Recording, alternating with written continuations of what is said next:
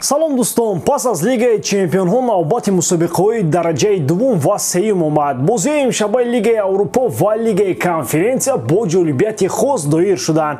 Мо имрӯз дар аввал атрофи ҳамин бозиҳо гуфта мегузарем, баъдан ба пешниҳоди хабарҳои дигар оғоз мекунем. Ҳарчанд ин чемпионатҳо дуввум ва сеюм бошад, бозиҳояшон ҳеҷ каме аз рақобатҳои ҷолиби Лигаи Қаҳрамонҳо надоранд.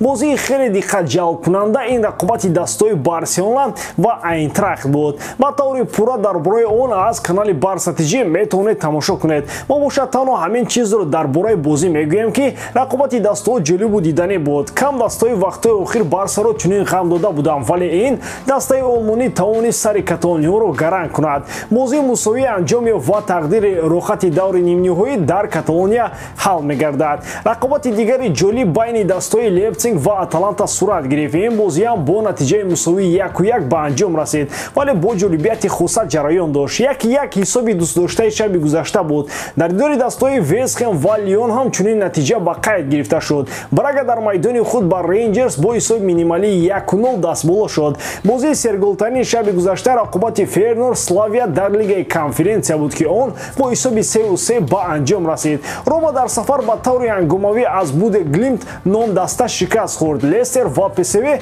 ягона бозии беголи шаби гузашта буд. Марсел дар хонаи худ Паокро бо ҳисоби 2-1 шикаст дод.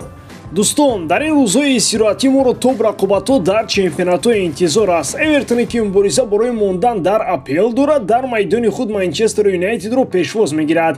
дар майдони Этихад стадиум бозии марказии давр байни дастаҳои Манчестер Сити ва Ливерпул хоҳад гузашт. мумкин ин бозӣ қаҳрамони ояндаи Англияро маълум кунад. дар Италия Наполи бо Фиорентина во мехӯрад. неаполитянҳо то ҳол барои қаҳрамонӣ дар Серия А мубориза бурда истоданд ва ҳамаи корро мекунанд ки дар ин рақобат ғолиб бароянд. тамошои бозиҳоро бо 1x метавонед ҷолибтар кунед. регистратсияи осон, пур кардани маблағ аз томи гӯшаву канори дунё, вале аз ҳам муҳим бонус то $100 дар аввалин пардохт бо промокоди AMG 0777. ссилкаи бозӣ дар комментария. ба ҳама муваффақият. Ҳазбик ба ҳама шинос аст. рақиби азалӣ ва душмани асосии Абдурозиқ дар мусоҳибааш ба нишонаи ҷурӯҳои Абдурозиқ гапҳои бад мегӯяд. дӯстони Абду айни ҳол Роналдову дигарон ҳастанд. Абдурозиқ хеле боло рафтааст ва дигар фақат акс бо беҳтарин ситораҳои футболи ҷаҳон дорад. ҳазбик ҳама инро надорад. чанд рӯз пеш ин блогери догистонӣ ба Барстол Спортс мусоҳиба дод. дар натиҷаи як суҳбати самимӣ гап то сари Криштиану Роналдо омад. блогери кишвари Догистон Ҳазбулло Магомедов дар бораи футболбози португалӣ сухан карда гапҳояшро ба истилоъ умуман филтр накард. ман ба Роналдо туф кардам, ӯ худаш кист, ман аз ӯ дида машҳуртар мебошам. ягона коре ки ӯ дар рафти бозиҳо мекунад, ин беҳуда бо туп ба ину он ҷо ҳаракат мекунад. Ана Михел мегуфт Ҳазбик. тасаввур кунед, ин Ҳазбик тарсу ҳарос надорад ки Ҳабиб Нурмагомедов ӯро дар ягон ҷо қапида корҳои фаҳмондадӣ бо ӯ мегузаронад. Ҳабиб борҳо дар мусоҳибааш рӯ шуд Роналдоро тарафдорӣ мекард ва бозингари 37-соларо яке аз беҳтарин футболбозон дар таърихи ин риштаи варзиш гуфт. Нурмагомедовро лозим аст ки Ҳазбикро як дарси адаб диҳад. ва аммо барои Ҳазбик ҷои ҳасад ва рашк ин рафтани Абду ва сурат гирифтану вақтгузарониҳо бо ситораҳои асосии МЮ мебошад. ӯ агар худ илоҷ медошт, Роналдоро бо оғӯши гарм қабул мекарду ба гарданаш худро кашол менамуд. ин ҷо гапи асосӣ он аст ки Абду аз Ҳазбик дар ин ҷода хеле пеш гузашт ва блогери догистонӣ ғайр аз таънаи дӯстони Абду дигар илоҷе надорад. айниқ аст ки акнун Ҳазбик аз пушти Месси хоҳад рафт. бо тамоми қувваву нерӯ талоши онро мекунад ки ба дидори ӯ расад ва акс гирад то дар ин кор бо Абду баробар шавад. агар Ҳазбик чунин мақсад дошта бошад, бояд ҳарчи зудтар аз паси амалӣ шудани он гардад, вагарна Абдурозиқ ба Месси ҳам зудтар мерасад. боз акси блогери тоҷикро бо футболбози аргентинӣ мебинем ва Ҳазбик бошад хоҳад гуфт ки ман ба Месси туф кардам, ман машҳуртарам. Ҳазбик албатта шахсе шинохтааст, вале то Мессию Роналдо расидан фарсахҳо роҳ аст. таваҷҷӯҳи Ливерпул ба нимҳиматгари дастаи Фулхэм Фабио Карвалио гапи нав нест. ҳанӯз дар трансфери тобистонаи гузашта ва зимистон мерсиядиҳо талоши онро карда буданд ки футболбозро ба ҳайат ҷалб намоянд.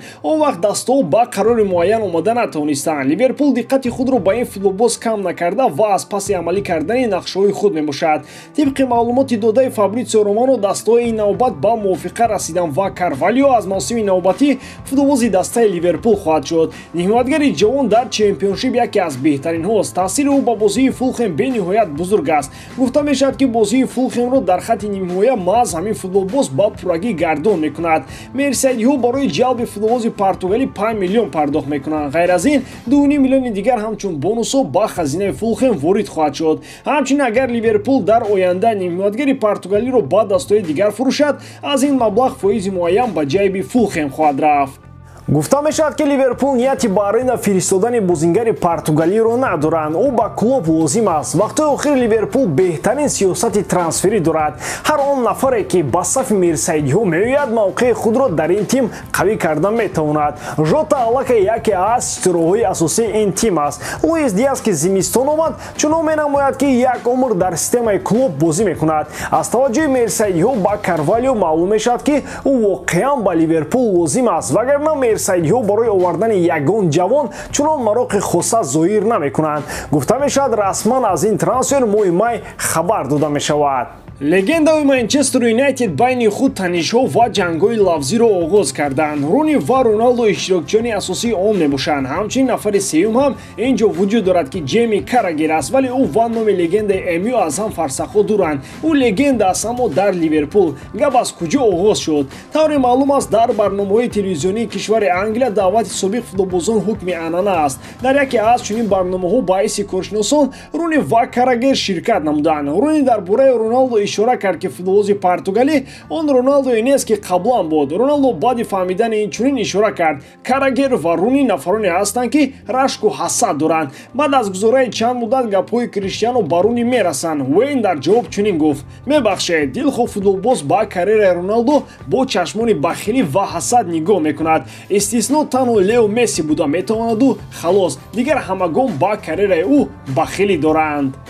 аслан ба гапи ҳақ бояд қаҳр накард. сухани Руни ҷо дорад. воқеан вақтҳои охир натиҷаҳои Криштиану хеле заиф шуданд. дар як бозӣ гол задани ӯ дар соли 2022 худ гувоҳи ин гуфтаҳост. Криштиану акнун на дар ҳамаи бозиҳо, балки танҳо дар рақобатҳои алоҳида нишон медиҳад ки то ҳол Роналдо аст. хоҳӣ нахоҳӣ сину сол аз худ дарак медиҳад. Руни бо ин посух бозам ба иззати нафси Роналдо расид. дар назари аввал ӯ бозингари португалиро таъриф кард, аммо аз Месси як зина поин гузошт. шумо дар ин бора чӣ мегӯед дӯстон? ҳатман фикрҳои худро дар комментария нависед.